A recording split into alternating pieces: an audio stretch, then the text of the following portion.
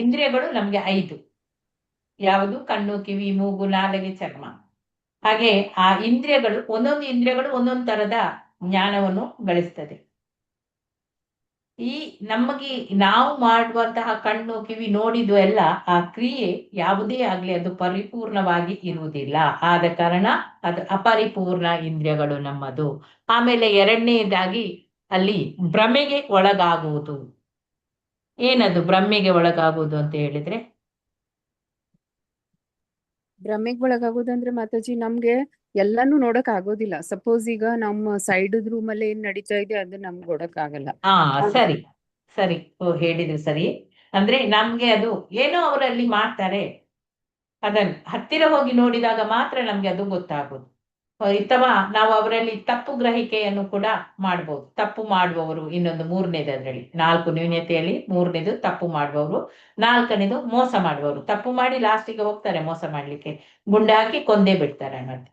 ಹಾಗೆ ಇಲ್ಲಿ ಆ 5 ಇಂದ್ರಿಯಗಳಿಗೆ ನಾವು ಒಂದು ಕಿತ್ತಳೆ ಹಣ್ಣನ್ನು ನಾವು ಸೇವಿಸ್ತೇವೆ. ಕಿತ್ತಳೆ ಹಣ್ಣದು ರುಚಿ ಹೇಗೆ ಗೊತ್ತಾಗ್ತದೆ ಅಂತ ಹೇಳಿದ್ರೆ, ಇದರ ಮೊದಲು ನಾವು ಆ ಕಿತ್ತಳೆ ಹಣ್ಣು ತಿನ್ನುವ ಮೊದಲು ನಿಂಬೆ ಹಣ್ಣು ತಿಂದ್ರೆ ಅದು ಹುಳಿಯಾಗಿರ್ತದೆ. ಅದರ ನಂತರ ನಾವು ಕಿತ್ತಳೆ ಹಣ್ಣು ತಿಂದ್ರೆ ಏನ್ ಅನಿಸ್ತದೆ ನಮ್ಗೆ? ರುಚಿ ಏನ್ ಅನಿಸ್ತದೆ?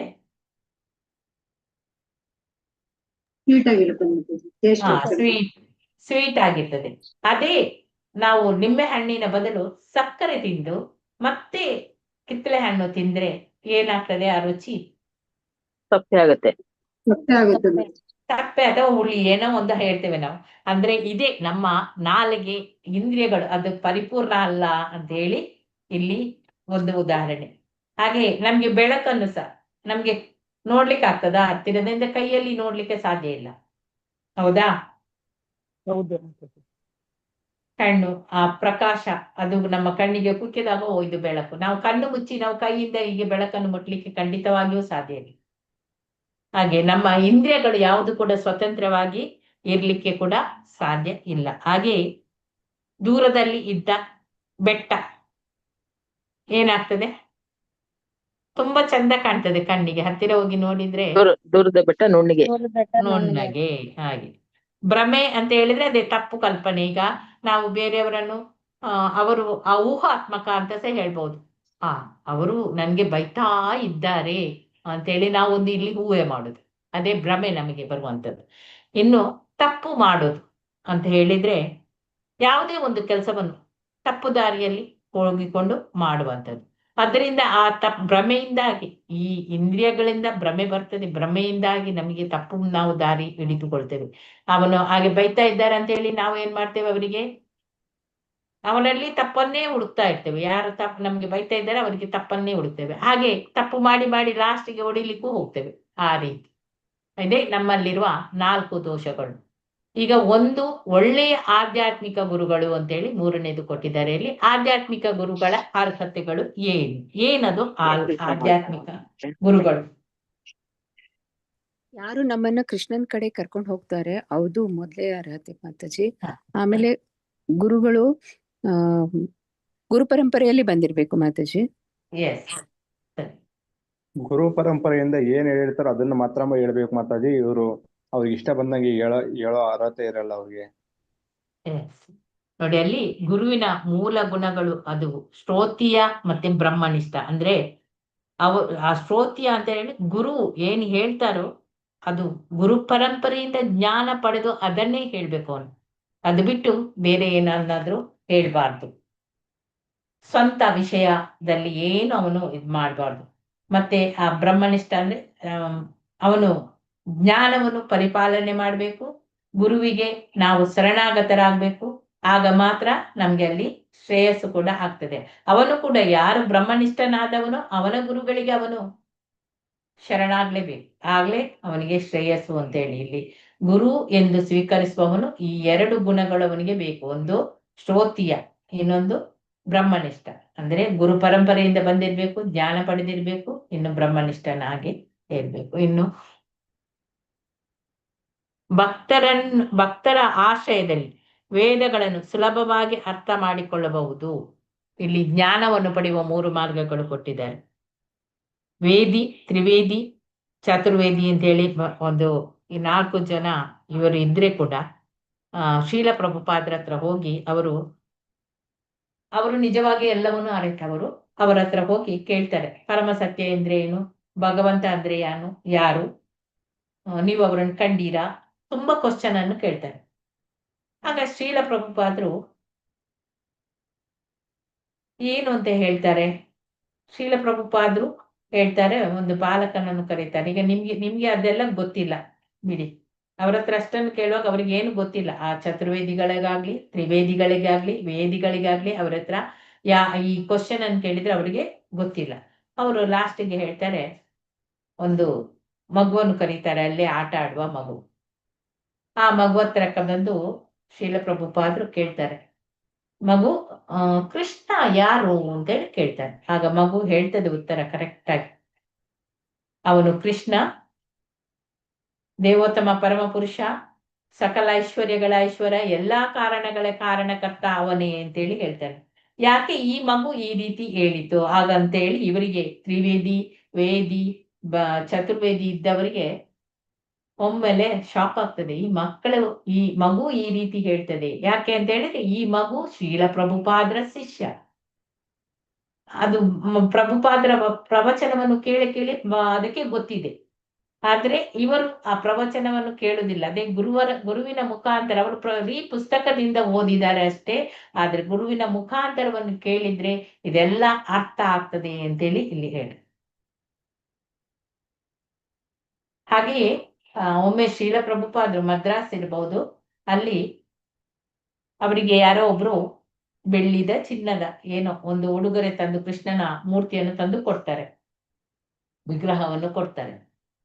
ಇವರು ಶ್ರೀಲ ಪ್ರಭುಪಾದರು ಅದನ್ನು ಸರಸ್ವತಿ ಅಂತೇಳಿ ಅವರಿಗೆ ಅತಿ ಹೆಚ್ಚಿನ ಒಬ್ಬಳು ಶಿಷ್ಯೆ ಅಥವಾ ಅವರ ಶಿಷ್ಯೆಯ ಮಗಳವರು ಸರಸ್ವತಿ. ಅವಳ ಹತ್ರ ತುಂಬಾ ಪ್ರೀತಿ, ಮಗು ಅದು.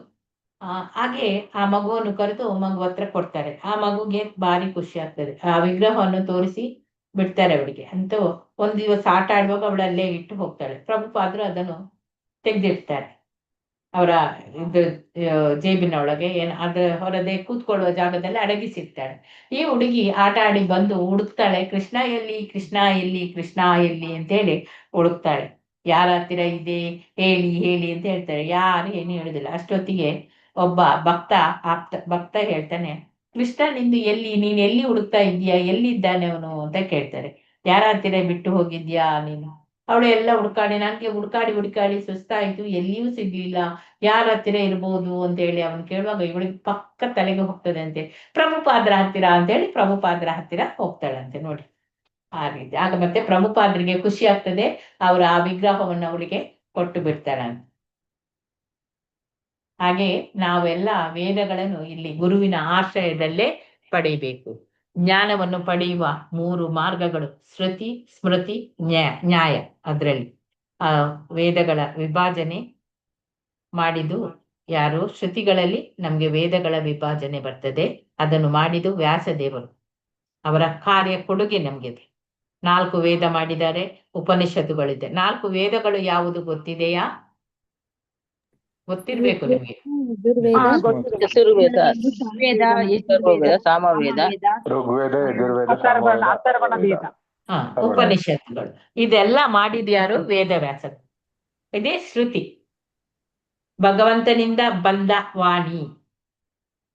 ಅದನ್ನು ನಾವು ಕೇಳುತ್ತೇವೆ, ಶ್ರವಣದಿಂದ ಕಿವಿಯಿಂದ ಕೇಳ್ತಾ ಇದ್ದೇವೆ. ಸ್ಮೃತಿ ಅಂತ ಹೇಳಿದ್ರೆ, ಈಗ ಅಲ್ಲಿ ವೇದಗಳ ವಿಭಜನೆಯಲ್ಲಿ ಕೂಡ 3 ಅಂತ ಹೇಳಿದ್ದೇನೆ, ಶ್ರುತಿ, ಸ್ಮೃತಿ ಮತ್ತೆ ನ್ಯಾಯ. ಸ್ಮೃತಿಯಲ್ಲಿ ಪುರಾಣಗಳು ಮತ್ತೆ ಇತಿಹಾಸಗಳು, ಅದರಲ್ಲಿ ರಾಮಾಯಣ, ಮಹಾಭಾರತ ಅದೆಲ್ಲ ಬರ್ತದೆ. ಇದು ಕೆಲವೊಂದು ಗುರುಗಳು ಅವರ ನೆನಪಿನ ಶಕ್ತಿಯಿಂದ ಮಾಡಿದಂತಹ, ಮತ್ತೆ ಅವುಗಳನ್ನು ಕಥೆಗಳ ಮೂಲಕ ಅಥವಾ ಉದಾಹರಣೆಗಳ ಮೂಲಕ ಬರೆದಂತಹ ಕೃತಿಗಳು ಸ್ಮೃತಿ ಅಂತ ಹೇಳಿ ಬಂದ ಕೂಡಲೇ ಅದು ಅವರ ನೆನಪಿನ ಶಕ್ತಿಯಿಂದ. ಹಾಗೆ ನ್ಯಾಯ ಅಂದ್ರೆ ವೇದಾಂತ ಸೂತ್ರ. ಅಲ್ಲಿ ಭಗವಂತ ಕೃಷ್ಣನ ವೇದಾಂತ ಕೃತ ರಚನೆ, ವೇದವಿದ್ದ ಅರಿವು, ವೇದ್ಯ, ಗುರಿ ಇದೆಲ್ಲ ಅಲ್ಲಿ ಬರ್ತದೆ. ಅಲ್ಲಿ ವೇದ ಜ್ಞಾನದ ಸಾರ ಅಂತ ಹೇಳಿದ್ರೆ ಅದನ್ನು ನಾವು ಭಗವದ್ಗೀತೆ ಮತ್ತೆ ಶ್ರೀಮದ್ ಭಾಗವತದಲ್ಲಿ ನೋಡ್ಬೋದು. ಭಗವದ್ಗೀತೆಯನ್ನು ಈಗ ಇಲ್ಲಿ ಹಾಲು ಕರೆಯುವ ಒಂದು ಪಿಕ್ಚರ್ ಇರ್ಬೋದು ನಿಮ್ಗೆ. ಹಾಲು ಕರೀತಾ ಇದ್ದಾರೆ, ಆ ಹಾಲು ಕರೆಯುವ ಅಡಿಯಲ್ಲಿ ಒಬ್ಬ ಇರುವಂತಹ ಅವನು ಅರ್ಜುನ ಅಲ್ಲ, ಗೋಪಾಲ್. ಅರ್ಜುನ ಕರುವಾಗಿರ್ತಾನೆ. ಹಾಗೆ ಆ ಹಸು ಹಾಲು ಕೊಡ್ತದಲ್ಲ, ಆ ಹಾಲು ಭಗವದ್ಗೀತೆ ಸಾರ ಆಗಿರ್ತದೆ. ಹಸುವನ್ನು ಹಾಲಿಗೆ ಹೋಲಿಸ್ತಾರೆ, ಅರ್ಜುನನನ್ನು ಆ ಕರುವಿಗೆ ಹೋಲಿಸ್ತಾರೆ, ಮತ್ತೆ ಆ ಹಾಲನ್ನು ಕರೆಯುವವನು ಗೋಪಾಲ, ಗೋವಿಂದ, ಭಗವಂತ ಅವನು. ಈಗ ಯುದ್ಧ ಭೂಮಿಯಲ್ಲಿ ಅರ್ಜುನನಿಗೆ ಭ್ರಮೆ ಉಂಟಾಗ್ತದೆ ಅಲ್ಲವಾ? ಕುರುಕ್ಷೇತ್ರದಲ್ಲಿ ಯುದ್ಧದ ನಡುವಿನಲ್ಲಿ ಕೊಂಡೋಗಿ ಹಿಡಿಸ್ತಾನೆ, ಭ್ರಮೆ ಆಗ್ತದೆ ಅವನಿಗೆ, ನಾನು ಯುದ್ಧ ಮಾಡುವುದಿಲ್ಲ ಅಂತ ಹೇಳ್ತಾನೆ. ಆಗ ಅಲ್ಲಿ ಭಗವಂತ ಉಪದೇಶವನ್ನು ಕೊಡ್ತಾನೆ. ಯಾವುದು? ವಾಣಿ, ಅವನ ಮೂಲಕ ಬಂದಂತಹ ವಾಣಿಯೇ ಭಗವದ್ಗೀತೆ, ಬಾಯಿಯಿಂದ ಬಂದದ್ದು, ಅವನ ಶ್ವಾಸದ ಮೂಲಕ ಸಹ ಬಂದದ್ದು ಅಂತ ಹೇಳ್ತಾರೆ. ಹಾಗೆ ಅದರಲ್ಲಿ ಭಗವದ್ಗೀತೆಯಲ್ಲಿ 18 ಅಧ್ಯಾಯ ಇದೆ, 700 ಶ್ಲೋಕಗಳು ಕೂಡ ಇದೆ. ಇದು ವೇದ ಜ್ಞಾನ. ಆ ಹಲಸಿನ ಹಣ್ಣು ಒಂದು ಇದ್ರೆ ಅದರ ಸೋಲೆ ಹೇಗೆ ಬೇರೆ ಬೇರೆ ಮಾಡಿ ತೆಗಿತೇವೋ, ಹಾಗೆ ಇಲ್ಲಿ ವೇದ ಜ್ಞಾನದಲ್ಲಿ ಕೂಡ ಅನೇಕ ವೇದಗಳು ಇದೆ, ಅದರಲ್ಲಿ ಒಂದು ಇದು ಭಗವದ್ಗೀತೆ. ಹಾಗೆ ಭಾಗವತಂ ಅಂತ ಹೇಳಿದ್ರೆ ಅದರಲ್ಲಿ ನಾಮ, ರೂಪ, ಗುಣ, ಲೀಲೆ, ಆ ಭಗವಂತನ ವಿವರಣೆಗಳು, ಆ ಭಕ್ತರ ಸ್ವರೂಪ, ಕಾರ್ಯ, ಅದರ ಬಗ್ಗೆ ಎಲ್ಲವನ್ನು ಈ ಭಾಗವತಮಲ್ಲಿ ಸಂಕ್ಷಿಪ್ತವಾಗಿ ಹೇಳಿದ್ದಾರೆ. ಇದನ್ನೆಲ್ಲ ನಾವು ತಿಳಿದಾಗ 3 ರೀತಿಯ ಮಾರ್ಗಗಳು ನಾವು ಜ್ಞಾನ ಪಡೀಲಿಕ್ಕೆ ಇದೆ. ನೆಕ್ಸ್ಟ್ ಇದರಲ್ಲೆಲ್ಲ 5 ಜ್ಞಾನವನ್ನು ಪಡೆಯುವ 2 ಪ್ರಕ್ರಿಯೆಗಳು. ಏನದು? ಭಗವದ್ಗೀತೆ, ಶ್ರೀಮದ್ ಭಾಗವತಂ, ಅದರಿಂದ ನಮ್ಗೆ ಎಲ್ಲವನ್ನು ನಾವು ಪಡಿಬಹುದು. ಆಲ್ರೆಡಿ ಹೇಳಿ ಆಯ್ತು. ಈಗ ಇನ್ನೂ ಇದೆ, ನೋಡೋಣ ಸ್ಲೈಡ್ ಅಲ್ಲಿ. ವೇದಗಳ 3 ವಿಭಾಗಗಳು ನೋಡಿ. ಇದರಲ್ಲಿ ಶ್ರುತಿ ಪ್ರಸ್ಥಾನ ಅಂತ ಹೇಳಿದೆ, ಈಗ ಕೇಳಿದ್ದು ಮೂಲವೇದ ಮತ್ತು ಶ್ರೀ ವೇದವ್ಯಾಸರಿಂದ 4 ವರ್ಗಗಳಾಗಿ ವಿಂಗಡಿಸಲಾಗಿದೆ. ಹಾಗೆ ಇಲ್ಲಿ ಸ್ಮೃತಿ ಪ್ರಸ್ಥಾನ ಋಷಿಗಳು ನೆನಪಿಸಿಕೊಳ್ಳುವುದು ಪುರಾಣ ರೂಪದಲ್ಲಿ, ಅಂದ್ರೆ ಪುರಾತನ ಸಂಪೂರ್ಣ 18 ಮುಖ್ಯ ಪುರಾಣಗಳು, ಇತರರು ಇತಿಹಾಸಗಳು, ಮಹಾಭಾರತ. ಇದನ್ನ ನಾನು ಆಗ್ಲೇ ಹಾಕ್ಬೇಕಿತ್ತು, ನಂಗೆ ಮರ್ತೋಯ್ತು. ಹಾಗೆ ನ್ಯಾಯ ಪ್ರಸ್ಥಾನ ವೇದಾಂತ ಸೂತ್ರ, ತರ್ಕ. ಉಪನಿಷದ್ ಅಂದ್ರೆ ಆಧ್ಯಾತ್ಮಿಕ ಗುರುಗಳ ಬಳಿ ನಾವು ಕುಳಿತುಕೊಳ್ಳುವುದು. ಉಪನಿಷತ್ ಭಾಷೆಯು ರಹಸ್ಯಮಯವಾಗಿದೆ, ಆದ್ದರಿಂದ ಅದನ್ನು ಹಲವು ವಿಧಗಳಲ್ಲಿ ಅರ್ಥೈಸಬಹುದು. ಈ ಉಪನಿಷತ್ತಿನ ಭಾಷೆ ಅದು ರಹಸ್ಯವಾಗಿದೆ, ಅದನ್ನು ಹಲವು ವಿಧಗಳಲ್ಲಿ ನಾವು ಅರ್ಥೈಸಬಹುದು. ಆದ್ದರಿಂದ ಅದನ್ನು ನಮಗೆ ನಂಬಿಕೆಗೆ ಅರ್ಹ ಗುರುವಿನ ಮಾರ್ಗದರ್ಶನ ಬೇಕು. ಹೆಚ್ಚಿನ ಉಪನಿಷತ್ತುಗಳ ಸಂಬಂಧ ನಮ್ಮ ಸಂಬಂಧ ಮಟ್ಟದಲ್ಲಿ ಇರ್ತದೆ. ಯಜುರ್ವೇದ, ಈಶೋಪನಿಷತ್ ಇದು ಯಜುರ್ವೇದದ ಒಂದು ಭಾಗ. ಇದು ಕಥಾಕೇನ ಇತ್ಯಾದಿಗಳಲ್ಲಿ 10 ಮುಖ್ಯ ಉಪನಿಷತ್ತುಗಳಲ್ಲಿ ಇದು ಒಂದು.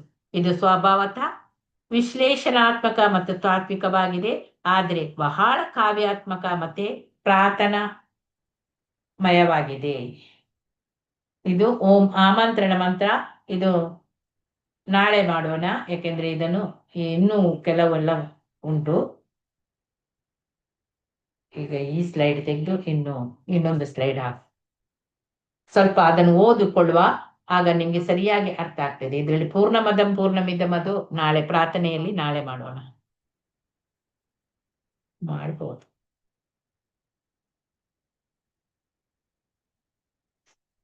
ಪುಸ್ತಕ ಇದ್ದವರು ಆ ಫಸ್ಟ್ ಪೇಜ್ ಅನ್ನು ಓದಿ ಮಾತಾಡಿ, ಆಗ ಮತ್ತೆ ನಾನು ಹೇಳ್ತೇನೆ ಒಂದು ಪ್ಯಾರ.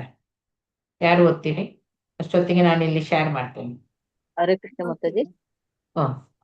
ಪೀಠಿಕೆ ಓದಿ.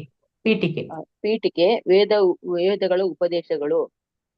ಶ್ರೀ ಎಸಿ ಭಕ್ತಿ ವೇದಾಂತ ಸ್ವಾಮಿ ಪ್ರಭುಪಾದರು 1969 ಅಕ್ಟೋಬರ್ 6ರಂದು ಲಂಡನ್ ನಲ್ಲಿ ಕಾನ್ವೆ ಹಾಲ್ನಲ್ಲಿ ಮಾಡಿದ ಉಪನ್ಯಾಸ.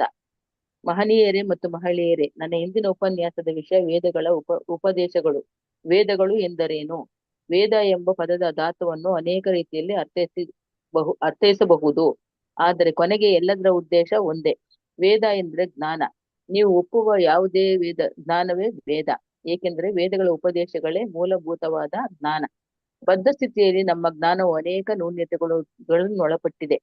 ಬದ್ಧಾತ್ಮನಿಗೂ ಮುಕ್ತಾತ್ಮನಿಗೂ ಇರುವ ವ್ಯತ್ಯಾಸವೆಂದರೆ ಬದ್ಧಾತ್ಮಗೆ 4 ಬಗೆಯ ದೋಷಗಳಿರುತ್ತವೆ. ಮೊದಲನೆಯ ದೋಷವೆಂದರೆ ಅವನು ತಪ್ಪುಗಳನ್ನು ಮಾಡಿಯೇ ತೀರುತ್ತಾನೆಂಬುದು. ಉದಾಹರಣೆಗೆ, ನಮ್ಮ ದೇಶದಲ್ಲಿ ಮಹಾತ್ಮ ಗಾಂಧಿಯವರನ್ನು ತುಂಬಾ ಶ್ರೇಷ್ಠ ವ್ಯಕ್ತಿ ಎಂದು ಪರಿಗಣಿಸಿದರು. ಆದರೆ ಅವರು ಅನೇಕ ತಪ್ಪುಗಳನ್ನು ಮಾಡಿದರು.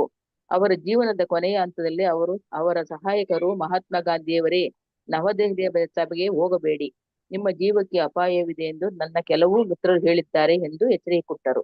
ಆದರೆ ಅವರು ಆ ಮಾತಿಗೆ ಕಿವಿಗೊಡಲಿಲ್ಲ. ಹೋಗಲೇಬೇಕೆಂದು ಪಟ್ಟು ಹಿಡಿದರು. ಮಹಾತ್ಮ ಗಾಂಧಿ, ಅಧ್ಯಕ್ಷ ಕೆನಡಿ ಅಂತ ಶ್ರೇಷ್ಠ ವ್ಯಕ್ತಿಗಳೇ ಅಂತವರು ತುಂಬಾ ಜನರಿದ್ದಾರೆ. ತಪ್ಪುಗಳನ್ನು ಮಾಡುತ್ತಾರೆ. ತಪ್ಪು ಮಾಡುವುದು ಮನುಷ್ಯನ ಸ್ವಭಾವ. ಇದು ಬದ್ಧಾತ್ಮನ ಒಂದು ದೋಷ. ಹರೇ ಕೃಷ್ಣ. ಬೇರೆಯವರು ಓದ್ತೀರಾ? ಪುಸ್ತಕ ಇದ್ದವರು ಓದಿ. ಹರೇ ಕೃಷ್ಣ ಮಾತಾಜಿ. ಶೇರ್ ಆಗ್ತದೆ. ಇನ್ನೊಂದು ದೋಷವೆಂದರೆ ಮಾಯೆಗೆ ಒಳಗಾಗುವುದು. ಮಾಯೆ ಎಂದರೆ ಇಲ್ಲದ್ದನ್ನು ಇದೆ ಎಂದು ಒಪ್ಪುವುದು. ಪ್ರತಿಯೊಬ್ಬರು ದೇಹವನ್ನೇ ಆತ್ಮ ಎಂದು ಭಾವಿಸುತ್ತಾರೆ. ನಾನು ನಿಮ್ಮನ್ನು ನೀವು ಯಾರು ಎಂದು ಕೇಳಿದರೆ ನೀವು ನಾನು ಜಾನ್, ನಾನು ಶ್ರೀಮಂತ, ನಾನು ಇದು, ನಾನು ಅದು ಎಂದು ಏನೇನೋ ಹೇಳುತ್ತೀರಿ. ಇವೆಲ್ಲ ದೇಹವನ್ನು ಗುರುತಿಸುವಂತವು. ಆದರೆ ನೀವು ಈ ದೇಹವಲ್ಲ, ಇದು ಭ್ರಮೆ. ಮೂರನೆಯದು ಮೋಸ ಮಾಡುವ ಪ್ರವೃತ್ತಿ. ಪ್ರತಿಯೊಬ್ಬರಿಗೂ ಇತರರಿಗೆ ಮೋಸ ಮಾಡುವ ಪ್ರವೃತ್ತಿ ಇರುತ್ತದೆ. ಒಬ್ಬನು ಶತದಡ್ಡನಾಗಿದ್ದರೂ ತುಂಬಾ ಬುದ್ಧಿವಂತನ ತರಹ ಸೋಗು ಹಾಕುತ್ತಾನೆ. ಅವನು ಮಾಯೆಯಲ್ಲಿದ್ದಾನೆ ಮತ್ತು ತಪ್ಪು ಮಾಡುತ್ತಾನೆ ಎಂದು ಹೇಳಿದರೂ ಅವನು ಇದು ಹೀಗೆ, ಅದು ಹಾಗೆ ಎಂದು ಸಿದ್ಧಾಂತ ಹೇಳುತ್ತಾನೆ. ಆದರೆ ಅವನಿಗೆ ತನ್ನ ಸ್ಥಾನವೇ ಗೊತ್ತಿಲ್ಲ. ತಾನು ದೋಷಪೂರ್ಣನಾದರೂ ಸತ್ವಶಾಸ್ತ್ರದ ಮೇಲೆ ಪುಸ್ತಕ ಬರೆಯುತ್ತಾನೆ. ಅದು ಅವನ ಕಾಯಿಲೆ. ಅದೇ ವಂಚನೆ. ಓದ್ಲಾ ಮಾತಾಜಿ? ಕೊನೆಯದಾಗಿ, ನಮ್ಮ ಇಂದ್ರಿಯಗಳನ್ನು ಅಪರಿಪೂರ್ಣವಾದವು. ನಮ್ಮ ಕಣ್ಣುಗಳ ಬಗ್ಗೆ ನಮಗೆ ಬಹಳ ಹೆಮ್ಮೆ. ಅನೇಕ ವೇಳೆ ಒಬ್ಬರೊಬ್ಬರು ನೀವು ನನಗೆ ದೇವರನ್ನು ತೋರಿಸಬಲ್ಲಿರಾ ಎಂದು ಸವಾಲೆಸೆಯುತ್ತಾರೆ. ಆದರೆ ನಿಮಗೆ ದೇವರನ್ನು ನೋಡುವ ಕಣ್ಣುಗಳಿವೆಯೇ? ನಿಮಗೆ ಆ ಕಣ್ಣುಗಳಿಲ್ಲದಿದ್ದರೆ ನೀವು ನೋಡಲು ಸಾಧ್ಯವೇ ಇಲ್ಲ. ಇದ್ದಕ್ಕಿದ್ದಂತೆ ಕೋಣೆ ಕತ್ತಲಾದರೆ ನಿಮಗೆ ನಿಮ್ಮ ಕೈಗಳೇ ಕಾಣಿಸುವುದಿಲ್ಲ. ನಿಮಗೆ ಇನ್ನು ಯಾವ ನೋಡುವ ಶಕ್ತಿ ಇದೆ? ಆದ್ದರಿಂದ ನಾವು ಈ ಅಪರಿಪೂರ್ಣವಾದ ಇಂದ್ರಿಯಗಳಿಂದ ಜ್ಞಾನವನ್ನು, ವೇದವನ್ನು ತಿಳಿಯಲು ಸಾಧ್ಯವಿಲ್ಲ.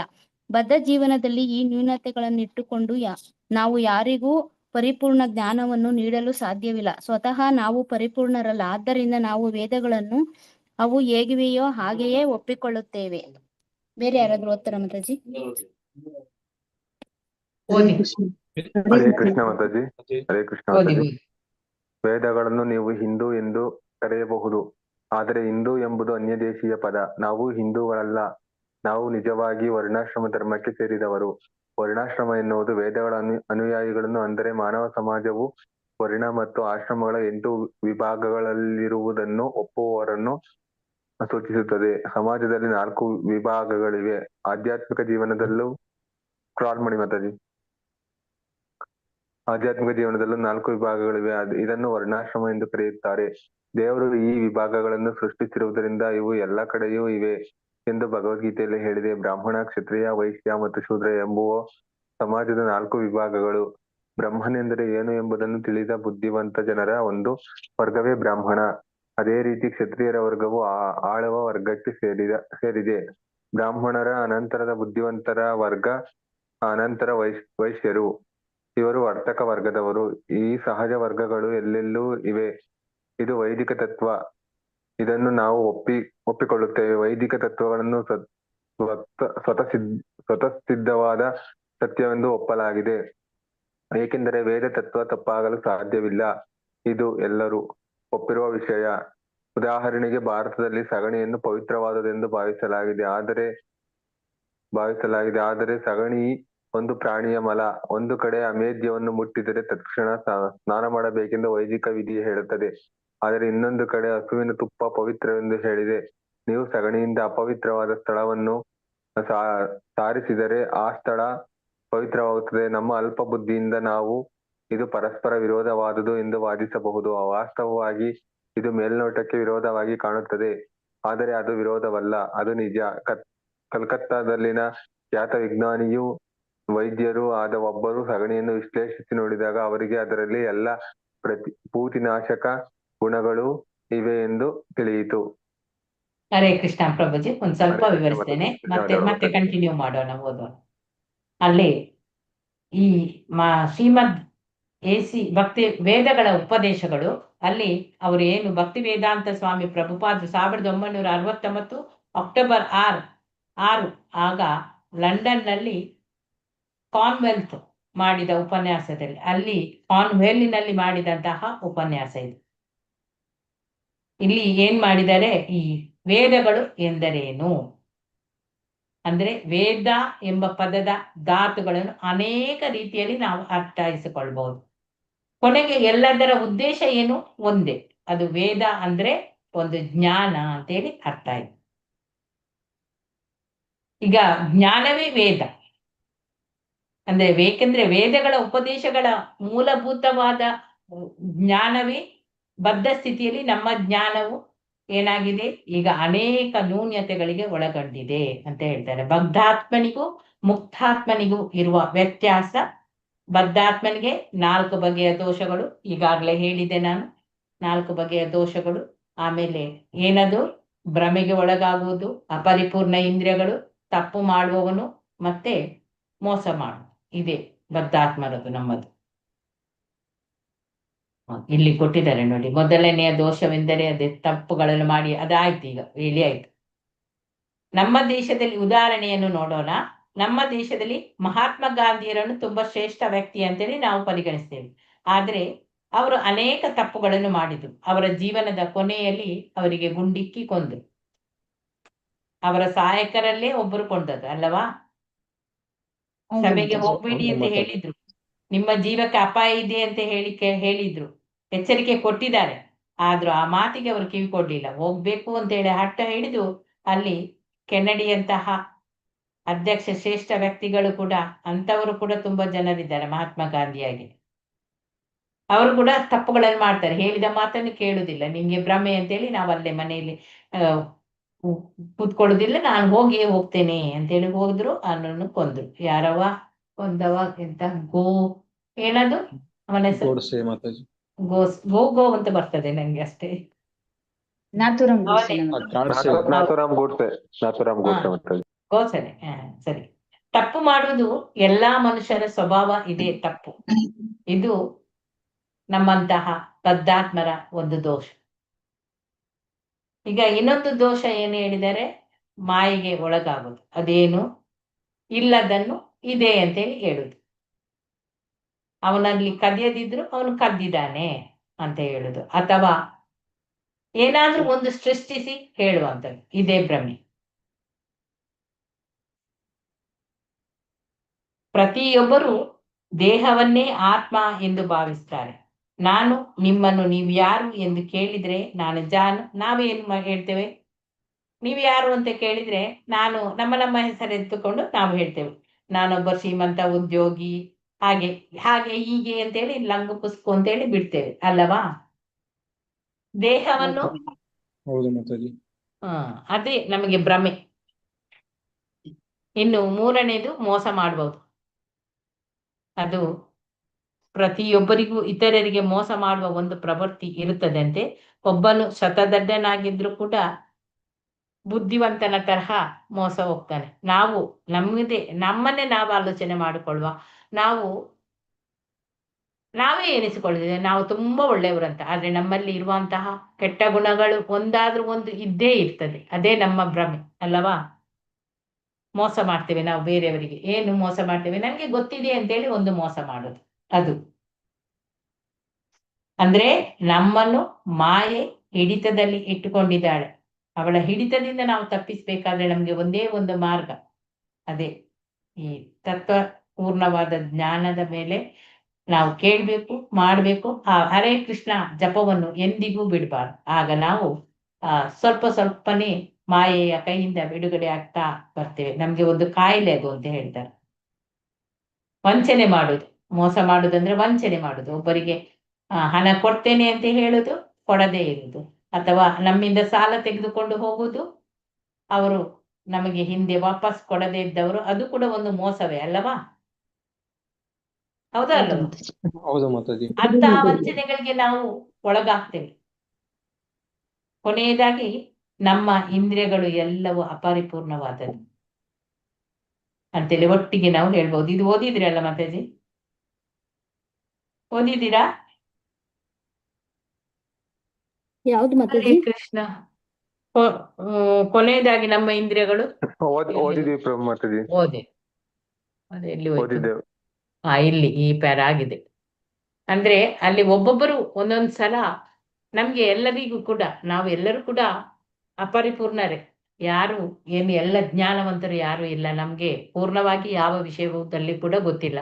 ಆದ್ರೆ ನಮ್ಗೆ ನಮ್ಮ ಕಣ್ಣುಗಳ ಬಗ್ಗೆ ನಮ್ಗೆ ಹೆಮ್ಮೆ ಇರ್ತದೆ. ನಾನು ಈಗಾಗ್ಲೇ ಹೇಳಿದಾನೆ. ಹಾಗೆ ಒಬ್ಬೊಬ್ಬರು ಒಂದೊಂದ್ ತರ. ಒಬ್ಬೊಬ್ರು ಕೇಳ್ತಾರೆ, ನೀವು ನನ್ಗೆ ದೇವರನ್ನು ತೋರಿಸ್ತೀರಾ ಅಂತೇಳಿ ಸವಳಿಸ್ತಾರೆ. ಆಗ ನಮ್ಗೆ ದೇವರನ್ನು ನೋಡುವಂತಹ ಕಣ್ಣುಗಳು ಇವೆಯಾ ಅಂತೇಳಿ ಕೇಳ್ಬೋದು ಅವರಿಗೆ. ನಿಮ್ಮಲ್ಲಿ ಅಂತಹ ಕಣ್ಣುಗಳಿದ್ರೆ ನೀವು ನೋಡ್ಲಿಕ್ಕೆ ಸಾಧ್ಯ, ಇಲ್ಲದಿದ್ರೆ ಖಂಡಿತ ನಮ್ಮ ಆ ಕಣ್ಣು ಕತ್ತಲೆಯಲ್ಲಿ ಏನನ್ನೂ ಕಾಣುವುದಿಲ್ಲ. ನಮ್ಗೆ ಏನು ಕಾಣ್ತದೆ? ನಮ್ಮ ಕೈಗಳೇ ನಮ್ಗೆ ಕಾಣುವುದಿಲ್ಲ ಕತ್ತಲೆಯಲ್ಲಿ, ಹೌದಾ? ಬೇಕಾದ್ರೆ ನಾವು ಕತ್ತಲೆಯಲ್ಲಿ ಹೀಗೆ ಪರಡಿಕೊಂಡು ಹೋಗಿ ಲೈಟ್ ಹಾಕ್ಬೇಕು ಹಾಗೆ. ಅಲ್ಲಿ ಅದೇ ಒಂದು. ಹಾಗಾದ್ರೆ ನಾವು ಹೇಗೆ ನಾವು ಬೇರೆಯವರಿಗೆ ನಮ್ಗೇನು ಗೊತ್ತಿದೆಯಾ ದೇವರನ್ನು ತೋರಿಸ್ಲಿ ಅಂತ ಹೇಳಿದ್ರೆ, ಆಗ ನಾವು ಒಂದು ಹೇಳ್ತೀವಿ, ನೀವು ಕತ್ತಲೆಯಲ್ಲಿ ಟಾರ್ಚ್ ಹಾಕಿ ನೋಡಿ ನಿಮ್ಗೆ ಕಾಣ್ತದೆ ದೇವರು ಅಂತ ಹೇಳ್ಬೋದು ಅಲ್ಲವಾ? ಅಷ್ಟು ಭಕ್ತಿ ಇದ್ರೆ ಅವನಿಗೆ ಖಂಡಿತ ಕತ್ತಲಲ್ಲಿ ಕೂಡ ಭಗವಂತ ಕಾಣಿಸಿಕೊಳ್ತಾನೆ, ಹೌದೋ ಅಲ್ವೋ? ಹೌದು ಮಾತಾಜಿ. ಹಾಗಾದ್ರೆ ಅವನಲ್ಲಿ ನೋಡುವ ಶಕ್ತಿ ಇದೆ, ಅವನ ಇಂದ್ರಿಯ ಎಲ್ಲ ಪರಿಪೂರ್ಣ ಆಗಿದೆ, ಅವನ ಜ್ಞಾನವನ್ನೆಲ್ಲ ಪಡೆದಿದ್ದಾನೆ ಅಂತೇಳಿ ಅರ್ಥ. ನಮ್ಮಲ್ಲಿ ಈ ಬದ್ಧ ಜೀವನ ನಾವು ನ್ಯೂನ್ಯತೆಯಲ್ಲಿ ತುಂಬಿದೆ, ನಮ್ಗೆ ಭಗವಂತ ಕಾಣುವುದಿಲ್ಲ. ದಿವ್ಯ ಚಕ್ಷು ಕೂಡ ಕೊಡ್ಲಿಲ್ಲ ನಮ್ಗೆ. ಅರ್ಜುನನಿಗೆ ಅಲ್ಲಿ ಕೊಟ್ಟಿದ್ದಾನೆ, ನಮ್ಗೆ ಏನು ಕೊಡ್ಲಿಲ್ಲ. ನಾವು ವೇದಗಳನ್ನು ಅವು ಹೇಗಿವೆಯೋ ಹಾಗೆಯೇ ಅದನ್ನು ಒಪ್ಪಿಕೊಳ್ಬೇಕು. ಅದೇ ಪರಿಪೂರ್ಣವಾದ ಜ್ಞಾನ. ಈಗ ವೇದಗಳನ್ನು ನಾವು ಹಿಂದೂ ಅಂತ ಹೇಳಿ ಕರಿಬಹುದು ಅಂತ ಹೇಳಿದ್ದಾರೆ. ಈಗ ಹಿಂದೂ ಅಂತ ಹೇಳಿ ಕರೀಲಿಕ್ಕೆ ಕಾರಣ ಏನು? ಹಿಂದೂ ಮಹಾಸಾಗರ ಅಂತೇಳಿ ಹೇಳಿದ್ದಾರೆ ಅಲ್ಲವಾ? ಹೌದು ಮಾತಾಜಿ. ಹೌದು ಮಾತಾಜಿ. ಹಾಗೆ ಅಲ್ಲಿ ಅರಬ್ಬಿ ಸಮುದ್ರ, ಇನ್ನು ಕಪ್ಪು ಸಮುದ್ರ ಅದೆಲ್ಲ ಇತ್ತೆ. ಹಾಗೆ ಇಲ್ಲಿ ಹಿಂದೂ ಬರ್ಲಿಕ್ಕೆ ಸಿಂಧು ಅಂತ ಹೆಸರು ಇದ್ದದಂತೆ. ಅದಕ್ಕೆ ಸಿಂಧು ಮಹಾಸಾಗರ ಅಂತ ಹೇಳಿ ಇದ್ದದ್ದು. ಅದನ್ನು ಭಾರತದ ಆಚೆಗಿದ್ದ ಕಾರಣ ಅಲ್ಲಿ ಭಾರತವನ್ನೇ ಹಿಂದೂ ಮಹಾರಾಜ ಅಂದ್ರೆ ಇಲ್ಲಿ ಹಿಂದೂಗಳೇ ಜಾಸ್ತಿ ಆಗಿ ಇದ್ದಾರೆ ಅಂತೇಳಿ ಹಿಂದೂ ಅಂತೇಳಿ ಹಾಕಿದ್ರು. ಸಿಂಧು ಹೋಗಿ ಹಿಂದೂ ಆಯ್ತು. ಹಾಗೆ ಅರಬ್ಬಿ ಕಂಟ್ರೀಸ್ ಎಲ್ಲ ಅರಬಿಗಳೇ ಜಾಸ್ತಿ ಇರೋದು ಕಾರಣ ಅರಬ್ಬಿ ಅಂತೇಳಿ ಆಯ್ತಾ. ಅಲ್ಲ, ಹಿಂದೂ ಅಂತ ಬರ್ಲಿಕ್ಕೆ ಕಾರಣ ಸಿಂಧು ನದಿಯಲ್ಲಿ ಸಿಂಧು ಮಹಾಸಾಗರ ಅಂತೇಳಿ ಇದ್ದದ್ದು. ಹಿಂದೂ ಮಹಾಸಾಗರ ಅದನ್ನು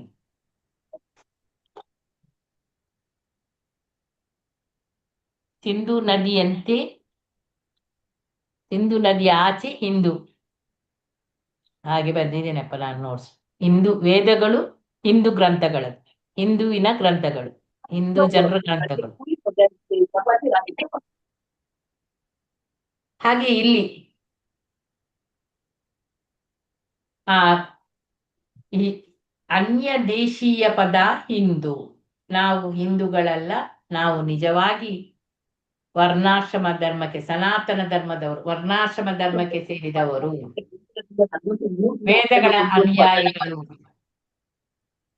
ಬಂದಿರಲ್ಲ, ಮ್ಯೂಟ್ ಮಾಡ್ಕೊಳ್ಳಿ. ನೀವು ಮನೆಯಲ್ಲಿ ಮಾತನಾಡುವಾಗ ಮ್ಯೂಟ್ ಮಾಡ್ಕೊಳ್ಳಿ ಪ್ಲೀಸ್, ಇಲ್ಲಾಂದ್ರೆ ನಾನೇ ಮ್ಯೂಟ್ ಮಾಡ್ಬೇಕಾಗ್ತದೆ, ಪುನಃ ಸ್ವಲ್ಪ ಹೊತ್ತು ಹೋಗ್ತದೆ. ವರ್ಣಾಶ್ರಮ ಅಂತೇಳಿ ಹೇಳ್ತಾರೆ. ಈ ವರ್ಣಾಶ್ರಮಗಳಲ್ಲಿ ಕೂಡ ವರ್ಣ ಮತ್ತು ಆಶ್ರಮಗಳು, ಅದರಲ್ಲಿ ವರ್ಣದಲ್ಲಿ 4, ಆಶ್ರಮಗಳಲ್ಲಿ 4 ಇದೆ. ಅದು ನಿಮ್ಗೆ ಗೊತ್ತಿದೆ ಯಾವುದು ಅಂತ ಹೇಳಿ.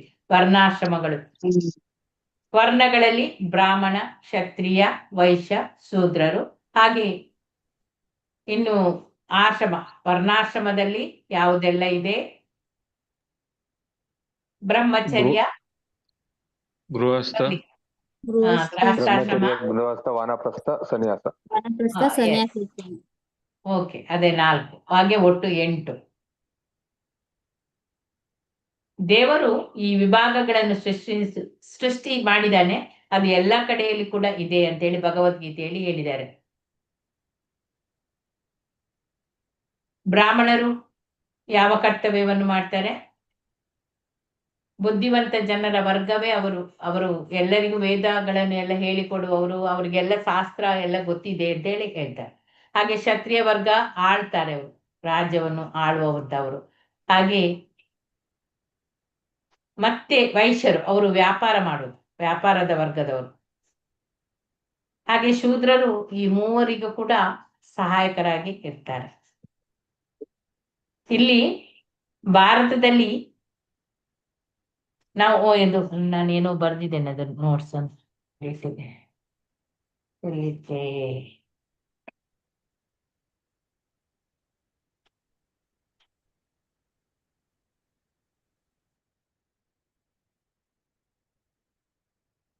ಒಂದು ಕಡೆಯಲ್ಲಿ ಬರ್ದಿದ್ದೆ.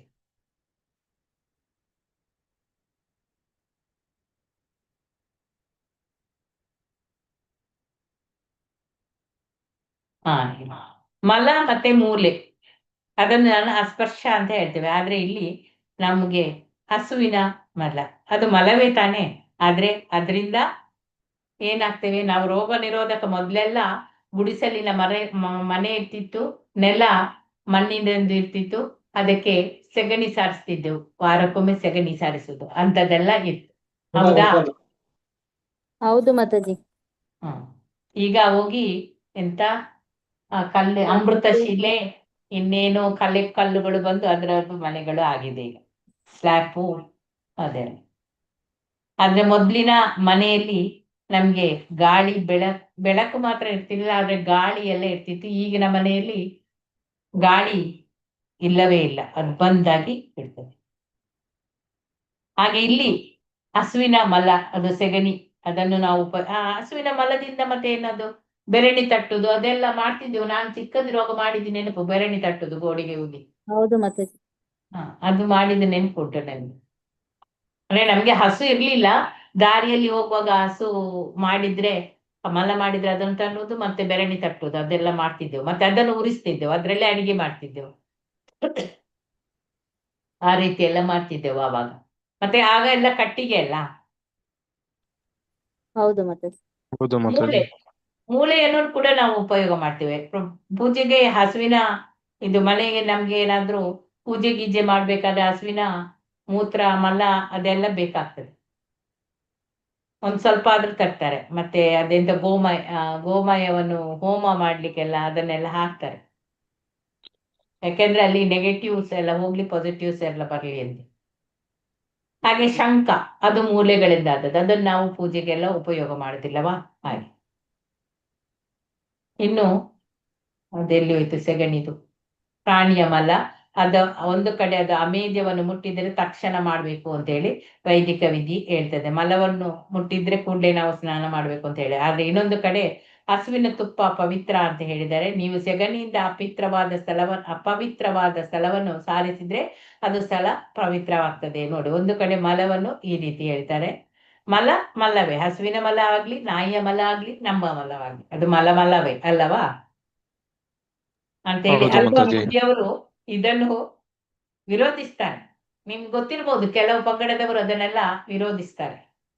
ಹಾಗೆ ವಾಸ್ತವವಾಗಿ ಇದು ಮೇಲ್ನೋಟಕ್ಕೆ ವಿರೋಧವಾಗಿ ಮಾತ್ರ ಕಾಣ್ತದೆ, ಆದ್ರೆ ಅದು ವಿರೋಧವಲ್ಲ ಅಂತ ಹೇಳಿ ಅಲ್ಲಿ ಖ್ಯಾತ ವಿಜ್ಞಾನಿ ವೈದ್ಯರು ಆದ ಒಬ್ಬರು ಆ ಸೆಗಣಿಯನ್ನು ವಿಶ್ಲೇಷಿಸಿ ನೋಡಿದಾಗ ಅದರಲ್ಲಿ ಒಂದು ಕ್ರಿಮಿ ನಾಶ ಮಾಡುವಂತಹ ಗುಣ ಇದೆ ಅಂತ ಹೇಳಿದೆ.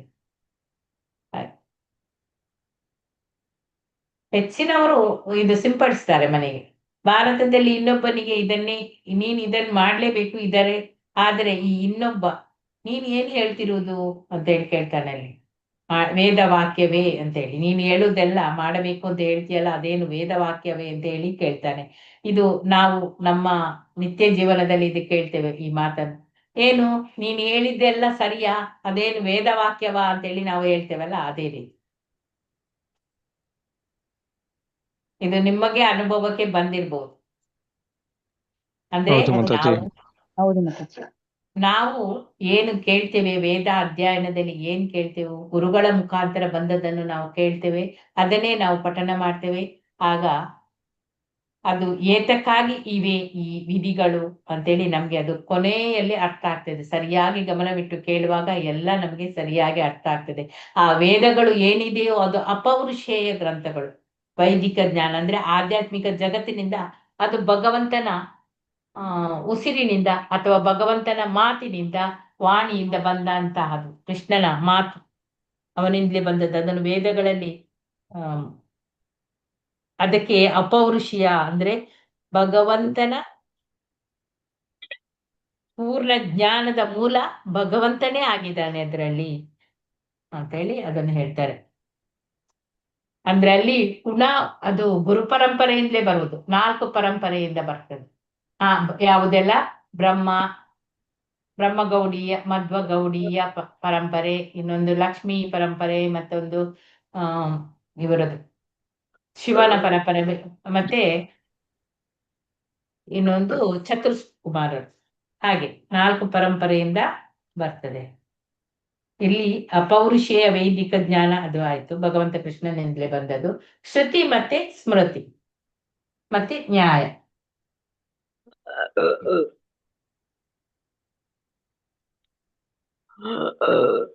ವೇದಗಳನ್ನು ನಾವು ಒಪ್ಪಲೇಬೇಕು. ನಮ್ಮ ಇಂದ್ರಿಯಗಳಿಗೆ ಅದೇ ವೇದಗಳೇ ಬೇಕು.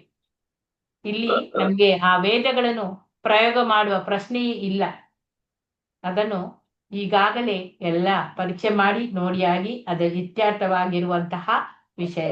ಅಂದ್ರೆ ತಾಯಿ, ಉದಾಹರಣೆಗೆ ತಾಯಿ ಏನ್ ಹೇಳ್ತಾರೆ, ಮಗುವಿಗೆ, ಹುಟ್ಟಿದ ಮಗುವಿಗೆ ತಾಯಿಯ ಆ ಶಬ್ದ ಅದು ತಾಯಿಯನ್ನು ಗುರುತು ಹಿಡಿತದೆ ಅಲ್ಲವಾ?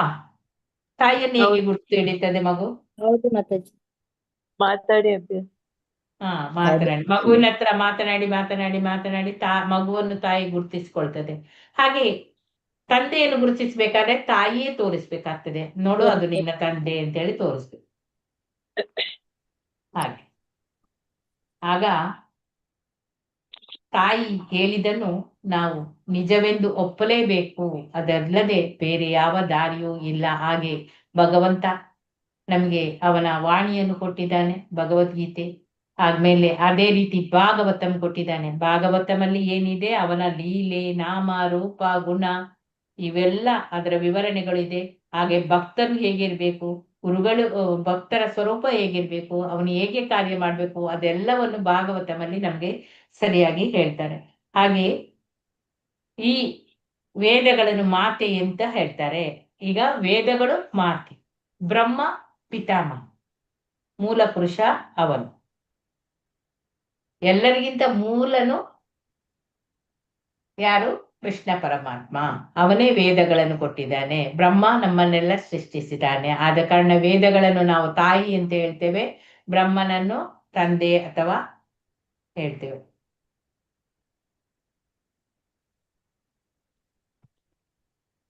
ಅಂದ್ರೆ ಯಾಕೆ ಹೇಳಿದ್ರೆ, ವೈದಿಕ ಈ ಜ್ಞಾನವನ್ನು ಭಗವಂತ ಮೊದಲಿಗೆ ಬ್ರಹ್ಮನ ಹೃದಯದಲ್ಲಿ ಬಂದು ಕುಳಿತು ಹೇಳಿದವನು ಕೃಷ್ಣ, ದೇವೋತ್ತಮ ಪರಮ ಪುರುಷ.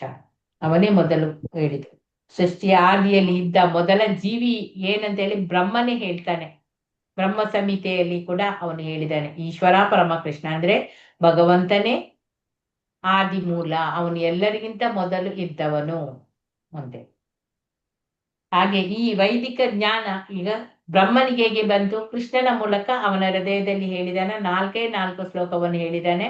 ಅದನ್ನು ಬ್ರಹ್ಮ ಅರ್ಥೈಸ್ಕೊಂಡು ಅವನ ಶಿಷ್ಯಂದರಿಗೆ ಹಾಗೆ ಹೇಳ್ತಾ ಬರ್ತಾನೆ. ನಾರದರಿಂದ ವೇದವ್ಯಾಸರಿಗೆ, ಹಾಗೆ ಬಂದು ಬಂದು ಬಂದು ಕೊನೆಗೆ 33 ಗುರುಗಳು, 32ನೇ ಗುರುವಾಗಿ ಶ್ರೀಲ ಪ್ರಭುಪಾದರು.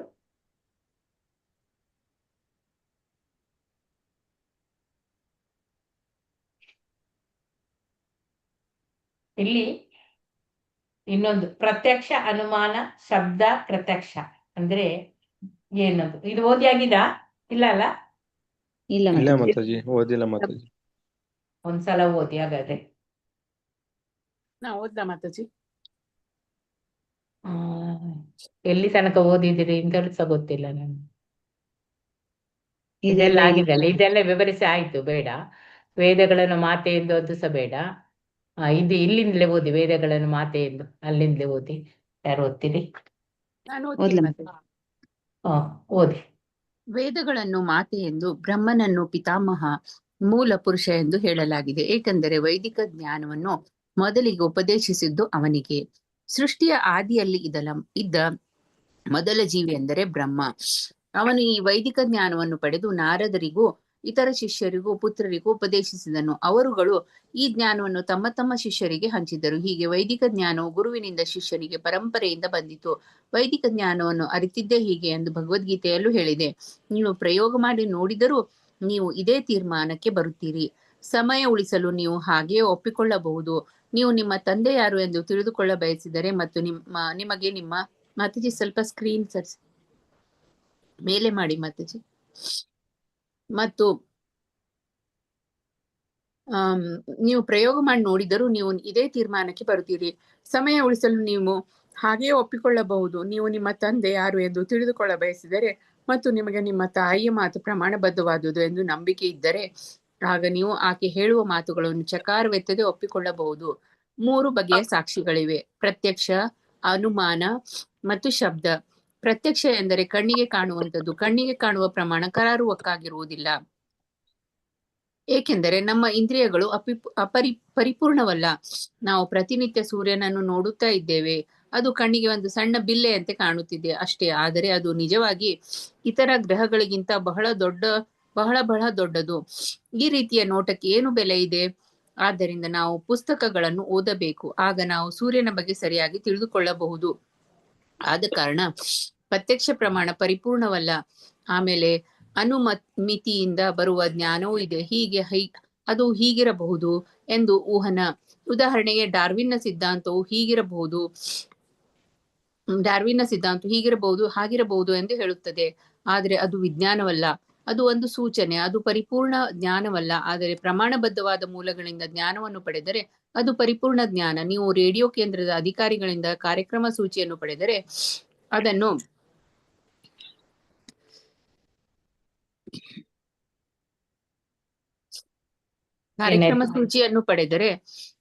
ಅದನ್ನು ನೀವು ಒಪ್ಪುತ್ತೀರಿ, ಅಲ್ಲಗಳೆಯುವುದಿಲ್ಲ. ನೀವು ಅದಕ್ಕಾಗಿ ಪ್ರಯೋಗ ಪರೀಕ್ಷೆ ಮಾಡಬೇಕಾಗಿಲ್ಲ, ಏಕೆಂದ್ರೆ ಅದು ಪ್ರಮಾಣಬದ್ಧವಾದ ಮೂಲದಿಂದ ಬಂದಿರುತ್ತದೆ. ಹರೇ ಕೃಷ್ಣ ಮಾತಾಜಿ. ಹರೇ ಕೃಷ್ಣ. ಇಲ್ಲಿ ಈಗ ತಂದೆ ತಾಯಿದು ಎಲ್ಲ ಹೇಳಿದ್ದೇನೆ ನಾನು. ಇಲ್ಲಿ ಪ್ರತ್ಯಕ್ಷ, ಅನುಮಾನ ಮತ್ತೊಂದು ಶಬ್ದ ಪ್ರಮಾಣ.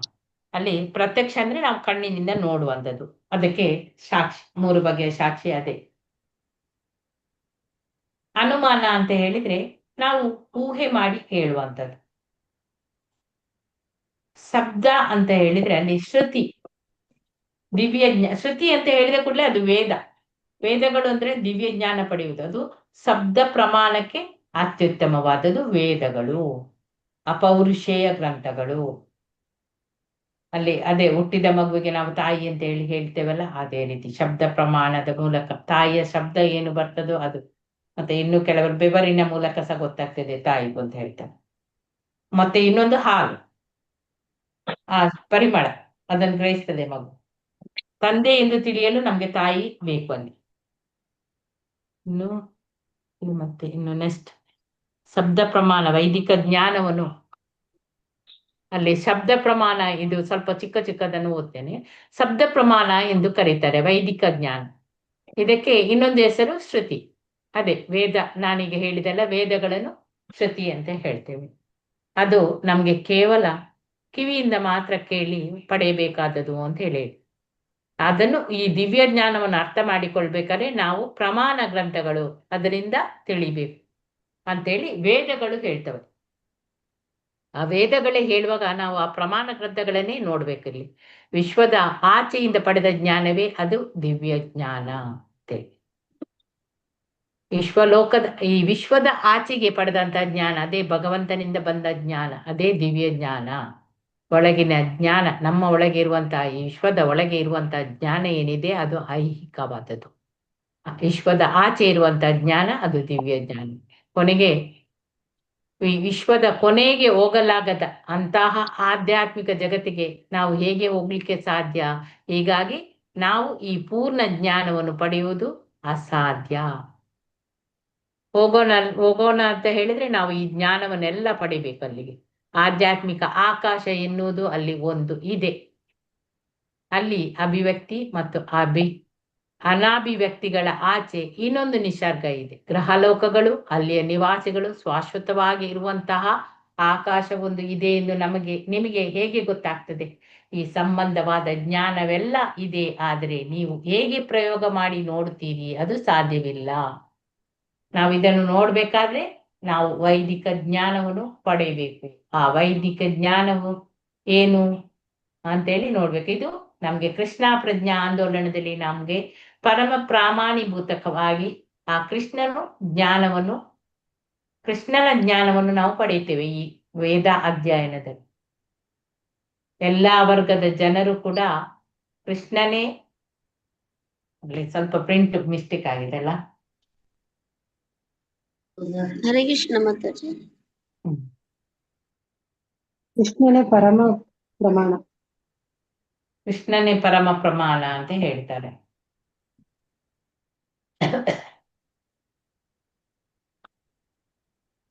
ಓಕೆ,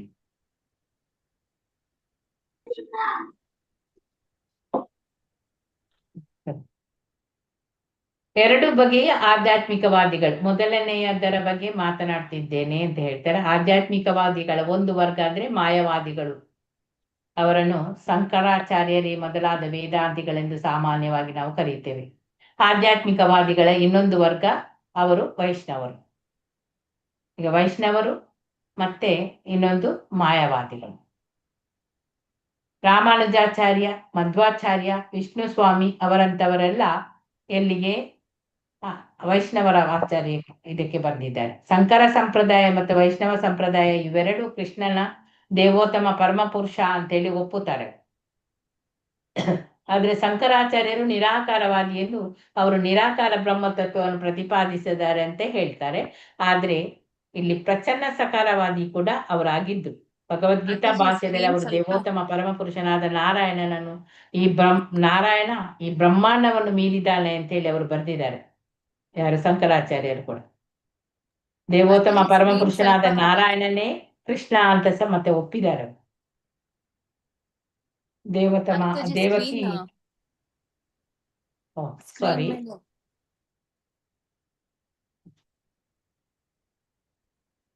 ಇಲ್ಲಿ ನೋಡಿ, ದೇವಕಿ ವಸುದೇವರ ಮಗನಾಗಿ ಕೂಡ ಅವನು ಅವತರಿಸಿದ್ದಾನೆ ಅಂತ ಹೇಳಿದ್ದಾರೆ. ಅವರು ಕೃಷ್ಣನ ತಂದೆ, ಕೃಷ್ಣನನ್ನು ದೇವೋತ್ತಮ ಕೃಷ್ಣನ ತಂದೆ ತಾಯಿಯ ಹೆಸರನ್ನೆಲ್ಲ ಮೊದ್ಲೇ, ಕೃಷ್ಣ ಅವತಾರ ಆಗುವ ಮೊದ್ಲೇ ಎಲ್ಲವನ್ನು ವೇದಗಳಲ್ಲಿ ಮೊದ್ಲೇ ಎಲ್ಲ ಬರ್ದಿಟ್ಟಿದ್ದಾರೆ. ಈಗ ಕಲ್ಕಿದು ಕೂಡ ಬರ್ದಿಟ್ಟಿದ್ದಾರೆ. ಆದ್ರಿಂದ ಎಲ್ಲಾ ಆಧ್ಯಾತ್ಮಿಕವಾದಿಗಳು ಕೃಷ್ಣನನ್ನು ದೇವೋತ್ತಮ ಪರಮ ಪುರುಷ ಅಂತೇಳಿ ಒಪ್ಪಿದ್ದಾರೆ. ಯಾವ ಸಂಶಯವೂ ಕೂಡ ಇಲ್ಲ. ಈ ಜ್ಞಾನ ನೇರವಾಗಿ ಕೃಷ್ಣನಿಂದ ಭಗವದ್ಗೀತೆಯಿಂದ ಬಂದದ್ದು ನಮಗೆ. ನಾವು ಭಗವದ್ಗೀತೆ ಯಥಾರೂಪ ಎಂಬ ಕೃತಿಯನ್ನು ಪ್ರಕಟಿಸಿದ್ದಾರೆ.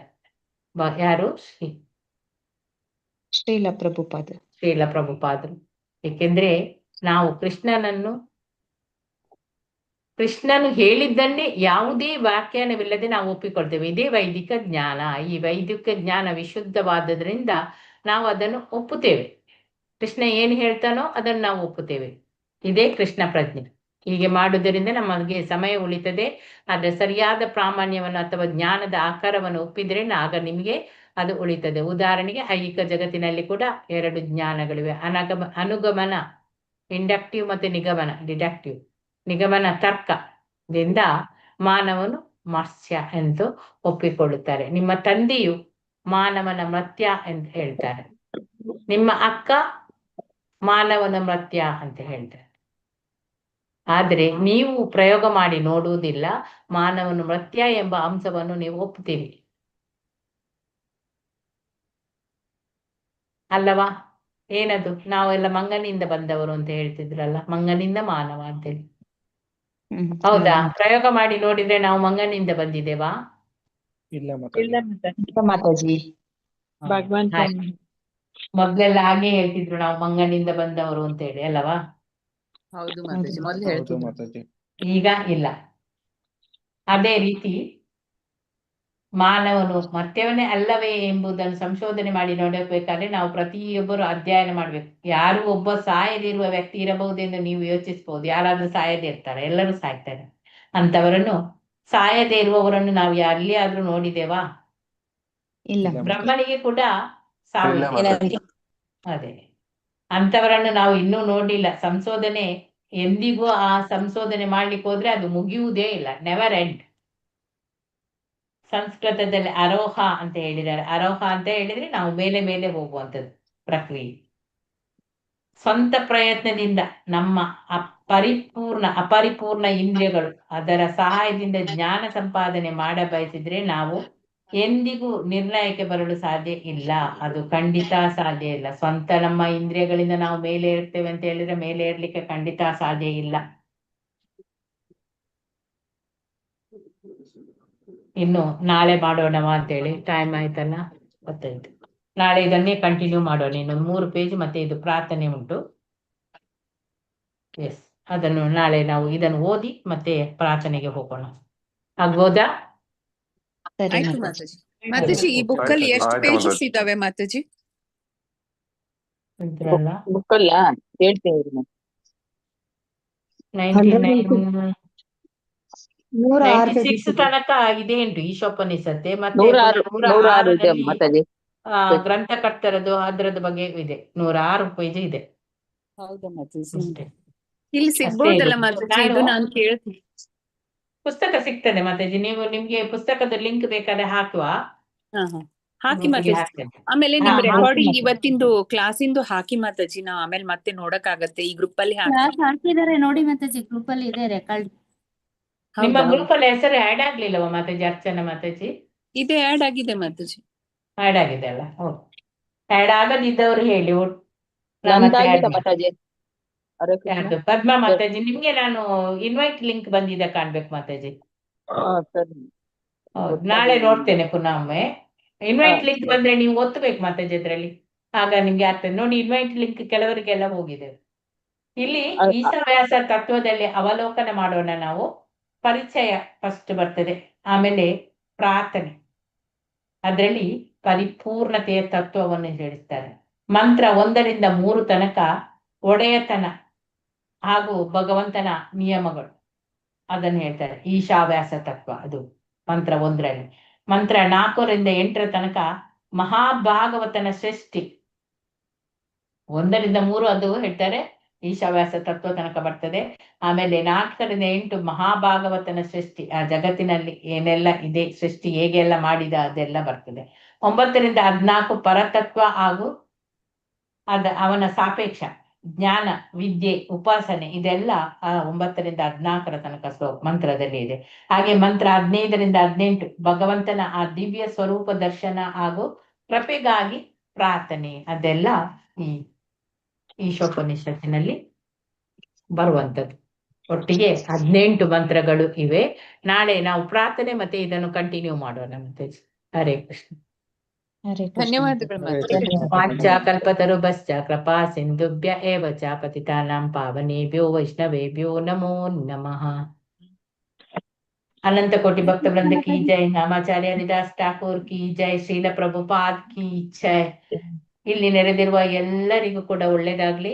ಎಲ್ಲರಿಗೂ ಕೂಡ ಧನ್ಯವಾದಗಳು. ಧನ್ಯವಾದಗಳು. ಹರೇ ಕೃಷ್ಣ. ನಾಳೆ ಸಿಗೋಣ. ಕೃಷ್ಣ ಮಾತಾಜಿ. ಧನ್ಯವಾದಗಳು ಮಾತಾಜಿ. ಧನ್ಯವಾದ. ಮಾತಾಜಿ, ಥರ್ಡ್ ರೌಂಡ್ ಅಲ್ಲಿ ಬರೀ ಈಶೋಪನಿಷತ್ತು ಇರತ್ತಾ? ಭಗವದ್ಗೀತಾ ಮತ್ತೆ ಆಗತ್ತಾ? ಈಶೋಪನಿಷತ್ತು, ಉಪದೇಶಾಮೃತ ಮತ್ತೆ ಭಕ್ತಿರಸಾಮೃತ ಸಿಂಧು. ಸಿಂಧು. ಓಕೆ ಮಾತಾಜಿ. ಥ್ಯಾಂಕ್ ಯು ಮಾತಾಜಿ. ಹರೇ ಕೃಷ್ಣ. ಅಷ್ಟುಗಳು ಬರ್ತವೆ. ಹರೇ ಕೃಷ್ಣ ಮಾತಾಜಿ. ಹರೇ ಕೃಷ್ಣ. ಅಟೆಂಡೆನ್ಸ್ ನಾನು ನಿಮ್ಮದೆಲ್ಲ ಸ್ಕ್ರೀನ್ ಶಾಟ್ ತೆಗೆದಿದ್ದೇನೆ. ರಮೇಶ್ ಪ್ರಭುಜಿ ಆಗ ಇರ್ಲಿಲ್ಲವಾ? ಸ್ವಲ್ಪ ಲೇಟ್ ಆಗಿ ಜಾಯ್ನ್ ಆದ ಮಾತಾಜಿ.